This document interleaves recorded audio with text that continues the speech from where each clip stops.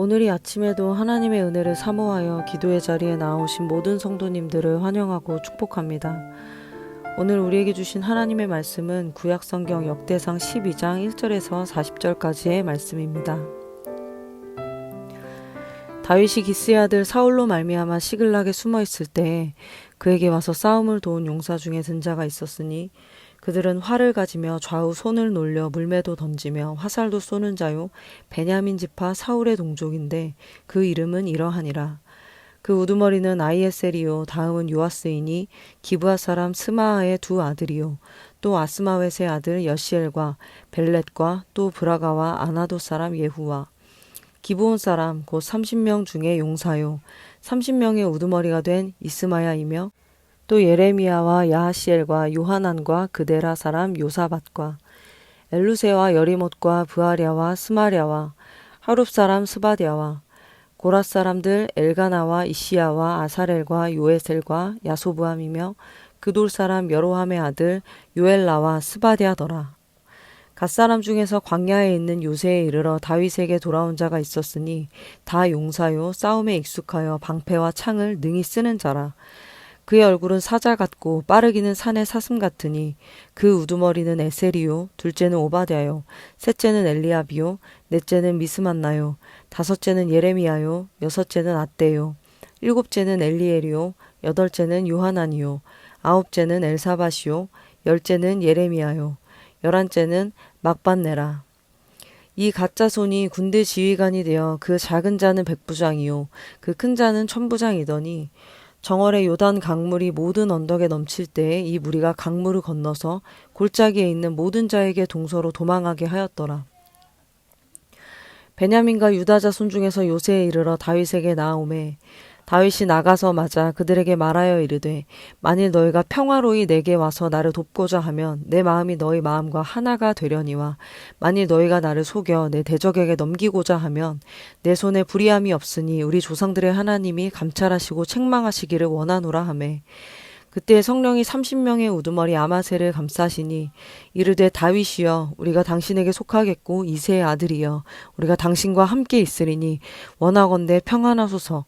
당신도 평안하고 당신을 돕는 자에게도 평안이 있을지니 이는 당신의 하나님이 당신을 도우심이니이다 한지라. 다윗이 그들을 받아들여 군대 지휘관을 삼았더라. 다윗이 전에 블레셋 사람들과 함께 가서 사울을 치려 할 때에 므낫세 지파에서 두어 사람이 다윗에게 돌아왔으나 다윗 등이 블레셋 사람들을 돕지 못하였음은 블레셋 사람들의 방백이 서로 의논하고 보내며 이르기를 그가 그의 왕 사울에게로 돌아가리니 우리 머리가 위태할까 하노라 함이라. 다윗이 시글락으로 갈 때 므낫세 지파에서 그에게로 돌아온 자는 아드나와 요사밧과 여디아엘과 미가엘과 요사밧과 엘리후와 실르데인이 다 므낫세의 천부장이라. 이 무리가 다윗을 도와 도둑대를 쳤으니 그들은 다 큰 용사요 군대 지휘관이 됨이었더라. 그때 사람이 날마다 다윗에게로 돌아와서 돕고자 하매 큰 군대를 이루어 하나님의 군대와 같았더라. 싸움을 준비한 군대 지휘관들이 헤브론에 이르러 다윗에게로 나아와서 여호와의 말씀대로 사울의 나라를 그에게 돌리고자 하였으니 그 수요가 이러하였더라. 유다 자손 중에서 방패와 창을 들고 싸움을 준비한 자가 6,800명이요 시므온 자손 중에서 싸움하는 큰 용사가 7,100명이요 레위 자손 중에서 4,600명이요 아론의 집 우두머리 여호야다와 그와 함께 있는 자가 3,700명이요 또 젊은 용사 사독과 그의 가문의 지휘관이 22명이요 베냐민 자손 곧 사울의 동족은 아직도 태반이나 사울의 집을 따르나 그 중에서 나온 자가 3,000명이요 에브라임 자손 중에서 가족으로서 유명한 큰 용사가 28,000명이요 므낫세 반지파 중에 이름이 기록된 자로서 와서 다윗을 세워 왕으로 삼으려 하는 자가 18,000명이요 이사갈 자손 중에서 시세를 알고 이스라엘이 마땅히 행할 것을 아는 우두머리가 200명이니 그들은 그 모든 형제를 통솔하는 자이며 스불론 중에서 모든 무기를 가지고 전열을 갖추고 두 마음을 품지 아니하고 능히 진영에 나아가서 싸움을 잘하는 자가 50,000명이요 납달리 중에서 지휘관 1,000명과 방패와 창을 가지고 따르는 자가 37,000명이요 단 자손 중에서 싸움을 잘하는 자가 28,600명이요 아셀 중에서 능히 진영에 나가서 싸움을 잘하는 자가 40,000명이요 요단 저편 르우벤 자손과 갓 자손과 므낫세 반 지파 중에서 모든 무기를 가지고 능히 싸우는 자가 120,000명이었더라. 이 모든 군사가 전열을 갖추고 다 성심으로 헤브론에 이르러 다윗을 온 이스라엘 왕으로 삼고자 하고 또 이스라엘의 남은 자도 다 한마음으로 다윗을 왕으로 삼고자 하여 우리가 거기서 다윗과 함께 사흘을 지내며 먹고 마셨으니 이는 그들의 형제가 이미 식물을 준비하였음이며 또 그들의 근처에 있는 자로부터 이사갈과 스불론과 납달리까지도 나귀와 낙타와 노새와 소에다 음식을 많이 실어왔으니 곧 밀가루 과자와 무화과 과자와 건포도와 포도주와 기름이요 소와 양도 많이 가져왔으니 이는 이스라엘 가운데 기쁨이 있음이었더라. 아멘. 갈수록 개인주의화가 심해져가는 현 시대에 그럼에도 불구하고 교회 공동체는 모이기를 힘쓰고자 애쓰고 있습니다. 코로나 팬데믹으로 교회 공동체가 얻게 된 참혹한 결과는 모일 수 없었던 시간들로 인해 개인의 예배가 무너지고 교회의 예배가 무너진 것이었죠. 그렇게 우리가 함께 모여 예배한다는 것, 말씀 안에 삶을 나누고 함께 기도한다는 것이 얼마나 큰 위로와 힘이 되었는지를 아픔 가운데 더욱 깊이 깨닫는 시간이 되었습니다. 그러나 안타까운 현실은 함께 예배하며 풍성한 생명과 은혜를 누려야 할 교회 공동체의 모임을 기대하지 못하고 오히려 실망하며 떠나가는 신자들이 생겨난다는 것이죠. 서로 다른 입장의 지체들이 함께 모여 공동체를 이루어가는 과정에서 우리는 갈등과 불편함을 마주하는 것이 불가피하게 느껴질 때가 많을 것입니다. 그러다 보니 의견이 맞는 사람들끼리 모여 뒤에서 누군가를 판단하며 정죄하는 소리들이 오가게 되며 사단에게 틈을 줌으로써 그리스도의 몸된 공동체가 분열을 마주하는 것들을 많이 보게 되어집니다. 이러한 실정은 공동체가 무엇을 기준으로 어떠한 마음으로 함께 모이기를 힘써야 하는지를 돌아보게 합니다. 오늘 본문은 다윗이 아직 사울을 피해 도망자 신세였던 때부터 헤브론에서 유다 왕으로 즉위하기까지 다윗을 따르던 용사들의 명단을 보여줍니다. 이들은 다윗이 정치적, 군사적 위기 속에서도 하나님의 부르심을 따라 왕으로 세워지는 과정에서 함께하며 이스라엘 공동체를 하나님 나라로 세워가고자 합니다. 이들은 단순한 군사나 정치적 지지자가 아니라 하나님이 붙이신 믿음의 동역자들이었습니다.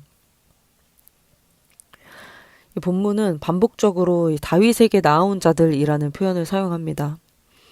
이들은 사울과의 분쟁 시기에도 다윗이 아직 유다의 왕으로 있을 때에도 다윗이 어떤 형편에 있었든지 상관없이 여러 지파에서 자발적으로 다윗을 찾아온 자들이었습니다.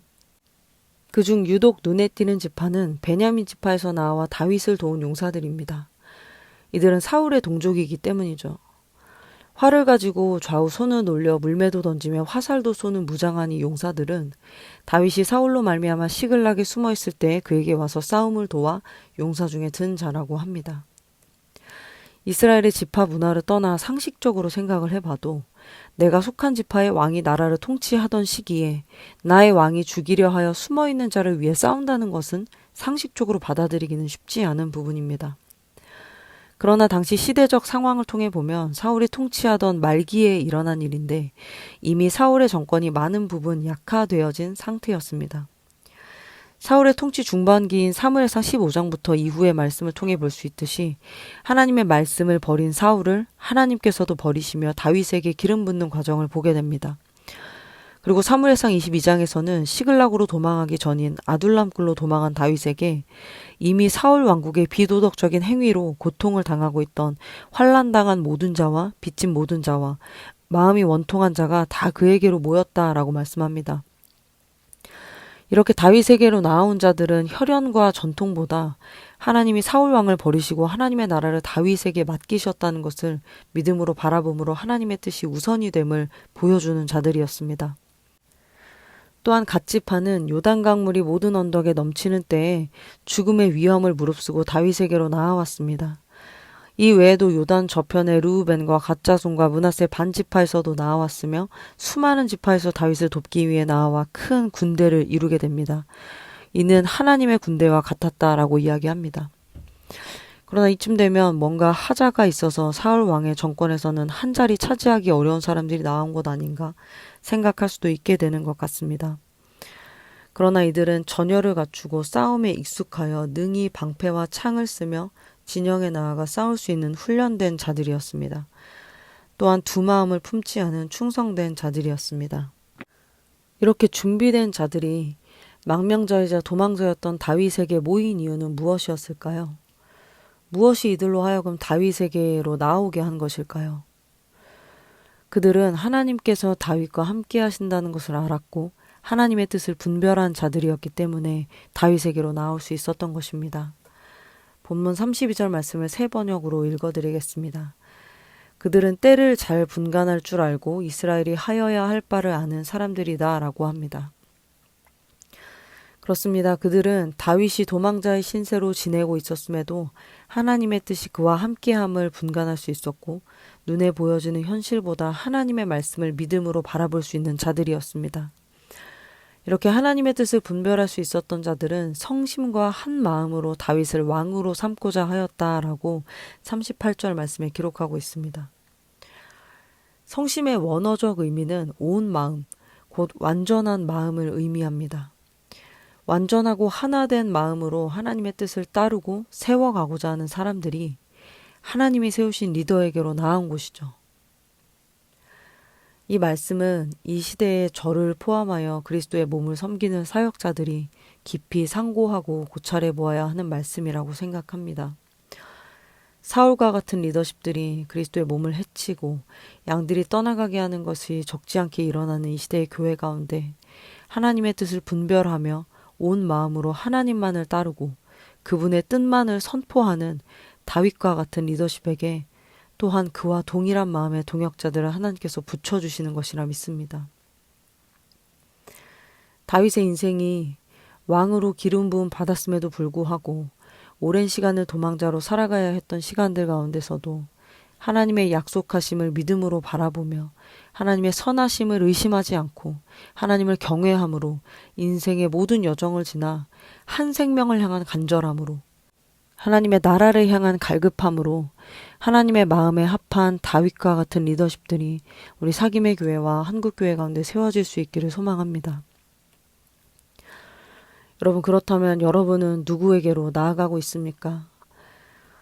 리더십의 부족함에도 그를 세우신 하나님을 신뢰함으로 나아가실 수 있으시겠습니까? 당시 망명자이자 도망자였던 다윗의 삶은 미래가 불확실함 가운데 광야를 떠도는 삶이었습니다.